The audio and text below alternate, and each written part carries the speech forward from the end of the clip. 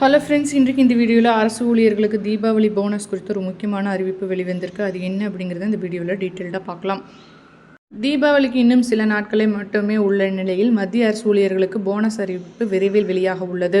Railway ஊழியர்களுக்கு உற்பத்திசார் ஊக்கத்தொகை bonus ஆண்டுதோறும் வழங்கப்படுவது வழக்கம். கடந்த 5 ஆண்டுகளாக 78 நாள் ஊதியம் போனஸாக வழங்கப்பட்டு வரும் நிலையில் 2024-25 ஆண்டுக்கு அதே அளவு போனஸ் தொகையை வழங்க ரயில்வே வாரியம் முடிவெடுத்துள்ளது. இந்திய ரயில்வே துறையில் பணியாற்றும் 11.52 லட்சம் ஊழியர்களுக்கு தீபாவளி போனஸ் வழங்குவது குறித்து நடைபெற்ற மத்திய அமைச்சரவை கூட்டத்தில் ஆலோசிக்கப்பட்டு 78 நாள் ஊதியத்தை போனஸாக வழங்க முடிவு செய்யப்பட்டுள்ளது. இது தொடர்பாக வெளியிட்டுள்ள அறிவிப்பில் ரயில்வே ஊழியர்களுக்கு 78 நாள் ஊதியத்தை போனஸாக வழங்க அமைச்சரவை ஒப்புதல் வழங்கியுள்ளது. இதன் மூலம் 10.9 லட்சம் ஊழியர்கள் பயன்பெறுவர். இதனால் அரசுக்கு 1866 கோடி செலவாகும். இந்த போனஸ் தொகையானது ரயில்வே ஊழியர்களின் தண்டவாளம் பராமரிப்பு பணி தொழிலாளர்கள், லோகோ பைலட், ரயில்வே கார்டுகள், ரயில் நிலைய மேலாளர், கண்காணிப்பாளர், தொழில்நுட்ப உதவியாளர்கள் என பலதரப்பட்ட ஊழியர்களுக்கும் வழங்கப்படும்.